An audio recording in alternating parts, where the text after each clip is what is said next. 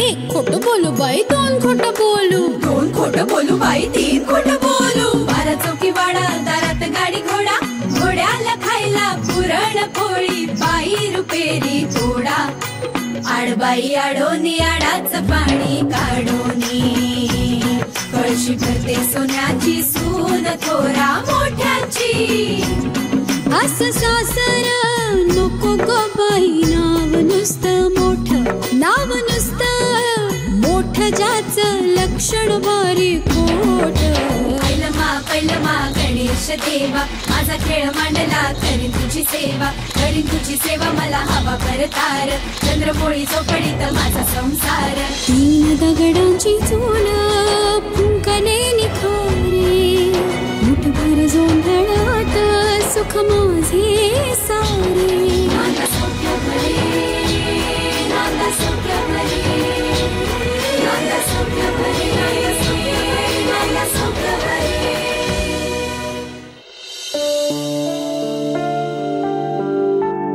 Phone का घेत नाहीये ही? हॅलो. थँक गॉड तू फोन उचललास. मला वाटलं झोपली होतीस. तुमच्याशी बोलल्याशिवाय झोपते का मी? वाट बघत असतेस ना? आता सगळं बोलूनच दाखवायला हवं का? हो, आता बोललीस तरी काही हरकत नाहीये. आपली 5 शब्दांची लव्ह स्टोरी पूर्ण झालीये. अजून कुठे झाली? म्हणजे काय? तुला रिंग घातली की मी प्रपोज करू? तुम्हाला ना सगळ्याचीच घाई. आधी कॉफी, मग फ्रेंडशिप, मग फिल्म, मग डिनर आणि मग प्रपोज. विसरला? डिनरला तर तू येत नाहीस, फिल्मचा तर प्रश्नच येत नाही, शक्यच नाही. कधी जायचं? काय काय काय पुन्हा बोल. तुम्ही ऐकलंयत म्हणून तुम्ही जोरात ओरडताय. तू माझ्या बरोबर फिल्मला येणार आहेस? म्हणजे हो. सायलीला बरोबर आणणार नाहीस ना? गप्प बसा. I can't believe it. तू चक्क माझ्या बरोबर फिल्मला येणार आहेस? हे म्हणजे कसं झालंय माहिती का? प्यासे के पास कुआ. म्हणजे मी तहानेने तडफडत होतो आणि विहीर माझ्याजवळ चालत आली. ए पास फिल्मीपणा. पहिल्या दिवशी मला भेटलीस तेव्हा आता गजरेवालीच्या इथून काय पळाली होतीस मला घाबरून? तुम्ही अगदी बरोबर केलं, पण जर त्याने तुम्हाला काही केलं असतं तर? मोबाईल पडला हे लक्षात नाही आलं तुझ्या? हो, किती विचित्र भेट झाली होती ना आपली. विचित्र नाही, ड्रामॅटिक.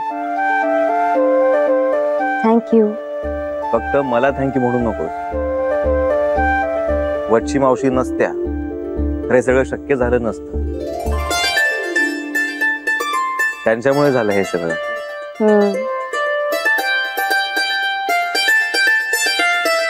Good night.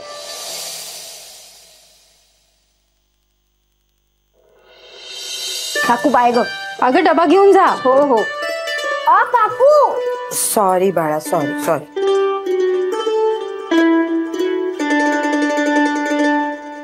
सायली चल ग लवकर. अंजली, आज तुला रागावर ताबा ठेवावा लागेल बरं. मला माहितीये का, आजही माझा पेपर नीट जाणार नाही आणि मग काकू माझ्यावर चिडणार. पण ताबा ठेवा. असा कसा पेपर नीट जाणार नाही? सगळी उदाहरणं सोडवून घेतलीत तुझ्याकडनं. तू हलू नकोस, नाहीतर मी आत्ताच रागवेन. ए आई, मी घालू वेणी? नको, तू सायलीसाठी एका कानाकडे वेणी बांधून ठेवशील. जुईली तू गप्प बस, तिला समजतं काय करायचं ते. पण मला काही असं काही करायचं नाही. कॉलेजमध्ये जाईन ना तेव्हा करीन. काय ग काकू? तू आधी नीट बस, हलू नकोस. आनंदी, डबा दिलाय तुला आणि मोराळा दिलाय त्यात वाटीत. हा, तो संपव, नाही तर सगळा सायलीला देऊन टाकशील. नाही, आणि तिला पण गुळतूप दे, नाही तर ही गोडाशी खाईल तर ती काय तोंड बघत बसेल तिचं. मला वाटलंच होतं तुम्ही मला काहीतरी सांगाल. दिलंय हो तूप गुळ. ए काकू, मी मदत करू का डबा भरायला? म्हणजे काय? माझा डबा अजून तयारच नाहीये. अहो आणते आणते. अहो नाही भाऊजी, हा काय भरलाय. शेंडेफळ का फुगलंय आज? जुईली, आज तू अभूतपूर्व कार्य करणार आहेस बरं. ते 2 मार्क मिळवले ना तिने, ते अभूतपूर्वच होते. आज ती चांगले मार्क मिळवणार आहे. काका बघा ना, आज माझी परीक्षा आहे आणि जायच्या पहिले हे लोक माझा मूड खराब करतायत. तुझी परीक्षा आहे आज? चल तुझा मूड सुधारतो. तुला आणि तुझ्या काकूला गाडीनी सोडतो. ओके. छान. लाड करणारे काका काकू मिळालेत ना, त्यामुळे 2 मार्क मिळवून सुद्धा तोंड वर करून बोलते ही जुईली. अगं माणसाने नेहमी ताठ मानेने जगायला हवं, म्हणून मी बोलताना नेहमी मान वर करून बोलते. पाहिलं ना तुम्ही वहिनी, पाहिलं ना? ही बहुतेक गेल्या जन्मी माझी आजी असणार. नाहीतर काय. पण चला आता, चला हो, मला उशीर होईल नाहीतर. वा, तुम्ही वेण्या फण्या करत वेळ घालवा आणि मला घाई करायला सांगताय. ड्रायव्हरनी केव्हाच गाडी काढली असेल. चला लवकर आता. आई, माझं भविष्य आजचं. आज तुला जोडीदाराशी मिळतं जुळतं घ्यावं लागेल. घ्या, तेच करतोय आता. चला चला. जुईली तू निघ. बरं स्वानंदी, आई मी येते. अनिता, मधल्या वेळेला थालीपीठ करायचे, तू तयारी करून ठेव, मी येतेच मदतीला. बरं चल ग. अरे सायली चल ना, उशीर होतोय. कुठे? आणि काकू तू काही कामच देत नाहीयेस मला. अगं बाई, काही नाही आहेत कामं करायला, आणि सासरी गेलीस ना की करायचीच आहेत कामं. आता इथेच तर लाड करून घे आमच्याकडून.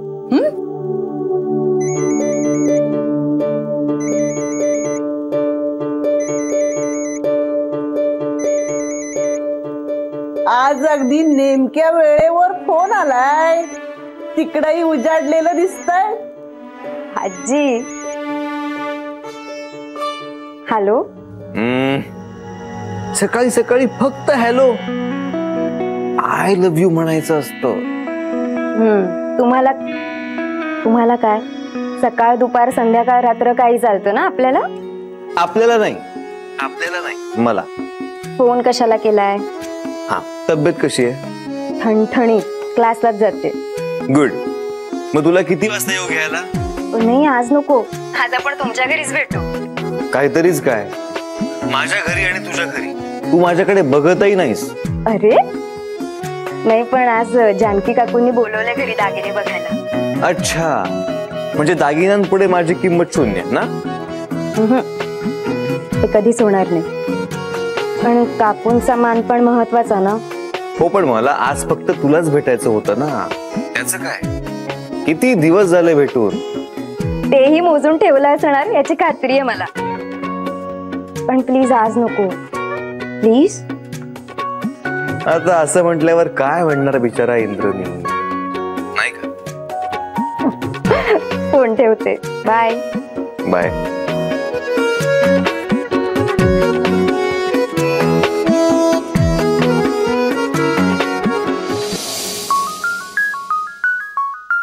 आता काय, घरचीच तर आहे स्वानंदी.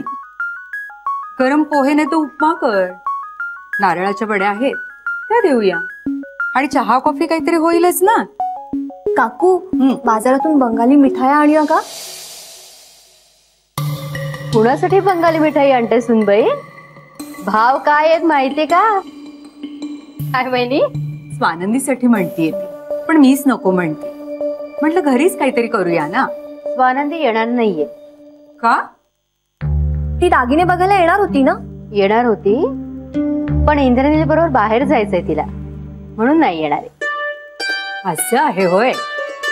ठीक आहे, मग काही वेगळं करायलाच नको. निलिमा, मी सांगितलं की सोनारासाठी फक्त चहा घेऊन यायचा. मी सांगितलं तरच. हो. आई बोल. निघतो मी. रात्री घरी यायला उशीर होईल ना. फिल्म नंतर स्वानंदीला डिनरला घेऊन जा. कसला मी तिला डिनरला घेऊन जातोय? का? अगं तिला मोठ्या काकूने बोलवलंय ना, तिकडेच येणार आहे. नाही, तुम्ही तुमचा प्रोग्राम नका कॅन्सल करू. माझी मीटिंग कॅन्सल झालेलीच आहे, मी आहे ना घरी. आई तरी ती इथेच येणार आहे. नाही, आग्रह कर तिला, गळ घाल. इंद्रनील, तुम्हाला दोघांना एकत्र वेळ घालवायला मिळतो का? अगं आई, सगळं सांगून झालं, पण तिला काकूचा मान राखायचा आहे. तिने शब्द दिलाय ना काकूला, ती तो पाळणार. ती इथेच येणार. शहाणी आहे हो स्वानंदी. नील भाग्यवान आहेस हं अगदी. तो तर मी आहेच. माझ्या आईने निवडले ना तिला. थँक्यू. हा मी येतो. Okay bye. काकू वहिनी मी येतो. काळजी करू नकोस. मी तुला पोचलो की मेसेज करतो. Bye bye. कोणता काही सुटत नाही. गाठीवर गाठी बसतायत. अजून पैशाची सोय नाही. त्या स्वानंदी आली तर कसं होईल.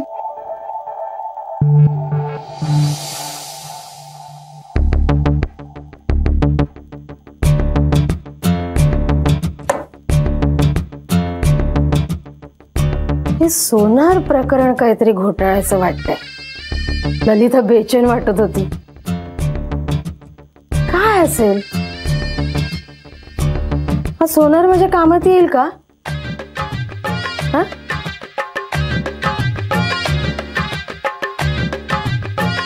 जाऊ दे. आतापासून डोकं खपवण्यात काही अर्थ नाहीये.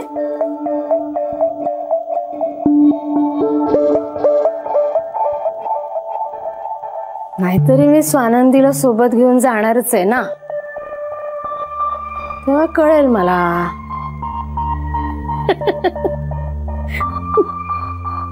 मी पहिल्यांदा ललिताला पिंजऱ्यात पक्षी कसं तडफडतो तसं तडफडताना पाहिलं ग बाई. जीव असा शांत झाला माझा. वा ललिताबाई सुरुवात आहे ही. अशी संपूर्ण जाळ्यात अडकवीन ना तुम्हाला तरच मी वच्ची. नाहीतर मी कच्ची.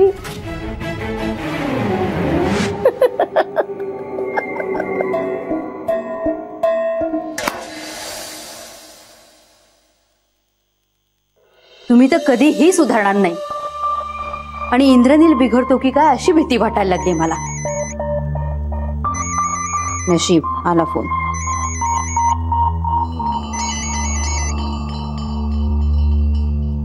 बोल इंद्रनील. हॅलो आई. मी पोहोचलो ऑफिसला. पोहोचलास ना. कुणी आहे ग माझं बाळ. मग तुझा मुलगा तुझा ऐकणार नाही असं कधी होणार आहे का. पुरे हा इंद्रनील साखर पेरणी पुरे. तू म्हणाली होतीस ना मुलींना पण काळजी वाटत असते पण त्या बोलून दाखवत नाही. म्हणून मी स्वानंदीला पण SMS टाकला. फोन नाही केला कारण ती क्लासमध्ये असेल ना. गुड. पण SMS टाकलाय. आणि हो संध्याकाळी मी लवकर घरी येणार आहे. खुश ना आता. अरे तुझ्यासारखा मुलगा ज्या आईला आहे ती नेहमी खुशच राहणार. बर फोन ठेव. ऑफिस मध्ये काम असेल ना. बाय.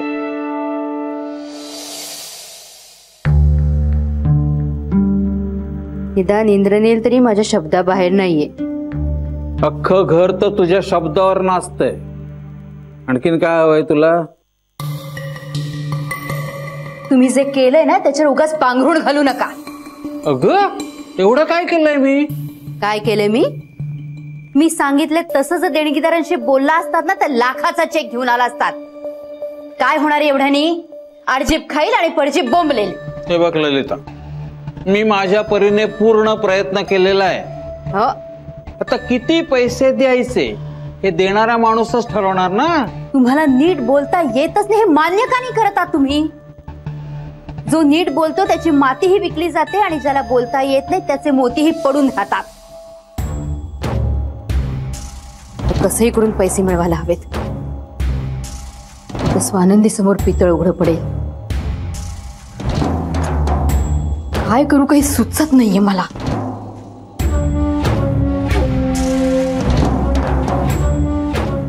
मी एक सुचवू का.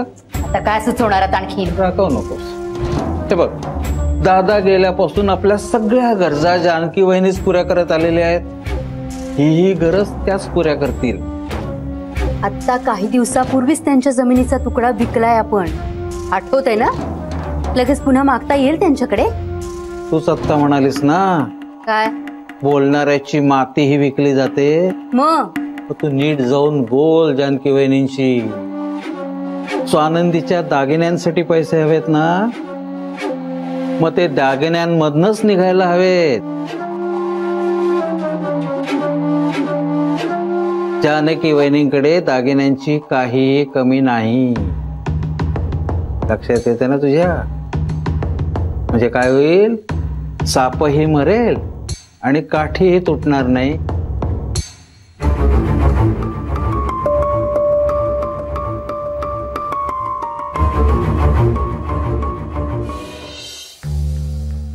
येऊ का वहिनी? ये ना ग, बस. हो.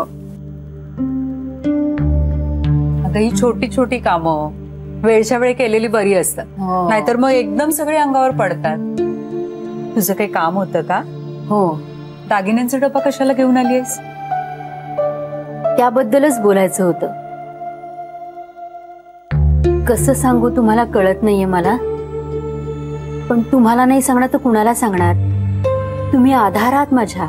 काय झालं ललिता? बहिणी, इंद्रनीलचं लग्न अगदी तोंडावर आलंय. हो. निरंजनच्या लग्नाच्या वेळेस आपण आपल्यासाठी दागिने घडवून घेतले होते. हो.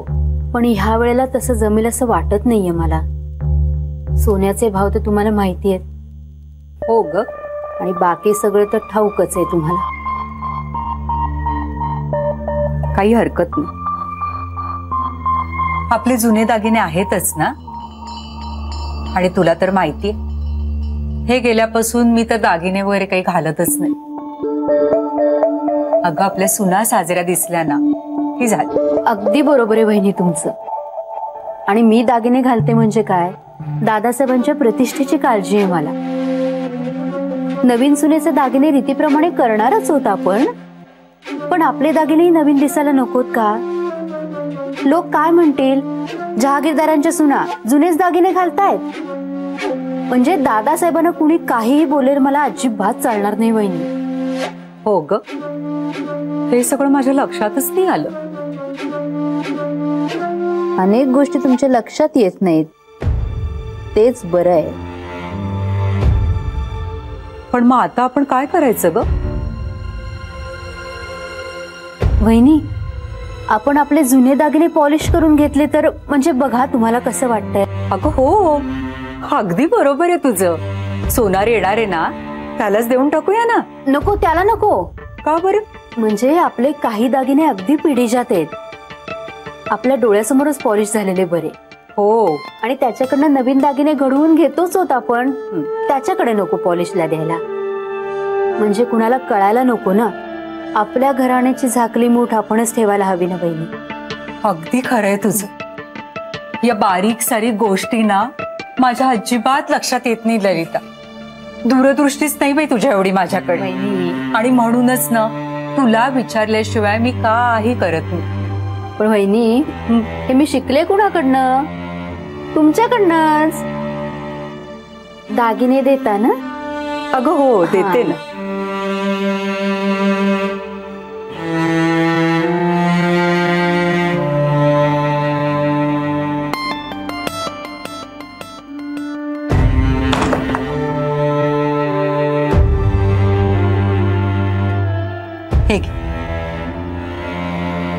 सगळे आहेत ना वहिनी? हो अगं, लग्नात घालायचे काढूनच ठेवले होते मी वेगळे. वहिनी, मोठ्या संकटातनं वाचवले तुम्ही मला. येऊ? ये. ताई, हे कानातले जात आहेत का ग ड्रेसवर? ताई सांग ना. काही घाल ग, काय फरक पडणार आहे? माझी इतकी सुंदर तर दिसणारच नाहीये. ऍक्च्युली मी तुझ्यासारखी सुंदर दिसू शकत नाही आणि तू माझ्यासारखी होऊ शकत नाही. काही गंमत आहे नाही? टोमणा? ए नाही ग. मार मार, टोमणे मार. आता काय बुवा, सासरची गाडी येणार आहे तुला घ्यायला? अगं मी नाहीच म्हटलं होतं, पण नीलची आई ऐकतच नाही ग. ऐकतच नाही म्हणे. लग्नानंतर तुझी सासू तुझं काहीच ऐकणार नाही ना, तेव्हा तुला कळेल. रोज भांडणं होतील घरात. कशाला होतील भांडणं, मी ऐकेन ना त्यांचं. अच्छा स्वानंदी, झाली तयारी तुझी? आणि काय ग हे वेगळा ड्रेस घाल ना. आई, अगं सासरी निघालीस ना तू. आई, वेगळा ड्रेस घालून अशी काय वेगळी दिसणार आहे ग ती? तू गप्पा बस. आई, चांगला ड्रेस आहे आणि बरी दिसते की नाही? आणि आई अगं मी कितीही तयार झाले तरी ताई एवढी सुंदर दिसणार आहे का? हे बघ, तू जशी आहेस ना तशीच त्यांना आवडलीस, हो ना? आणि छान दिसतेस तू. बरं चल, वच्ची आत्या आल्या. हो. काय वच्ची आत्या? म्हणजे आता हिला एकटंही जावत नाहीये का गाडीने? अच्छा अच्छा, रस्त्यावर पायघड्या घालणार आहेत नाही का? संपदा, तू कुचकटपणा करू नकोस. हा, आत्ताच ऑफिस मधून आलीस ना, जा हातपाय धू आणि देवासमोर दिवा लाव. ही अनिता एकटी काय काय करणार आहे? आई मला कंटाळा आलाय, तू लाव. हे बघ, तू उगीच चिडचिड करू नकोस. आम्ही देशमुखांकडे जातोय. तुझ्या लग्नाची बोलणी तर करायला हवीत ना? खरंच? आई तू एकटीच जातीयस? नाही, बाबा पण येत आहे आणि कदाचित काका काकू पण येते. वच्ची आत्या बोलल्या देशमुखांशी. आणि हे बघ बाळा, असं सारखं तोडून तोडून बोलू नये ग कुणाला. त्यातून आता तुम्ही दोघी 4 दिवसाच्या पाहुण्यात एकदा आपापल्या घरात गेलात ना की तुमचे हसरे चेहरेच मला जगण्याचं बळ देणार आहे. कसं कळत नाही बाळा तुला?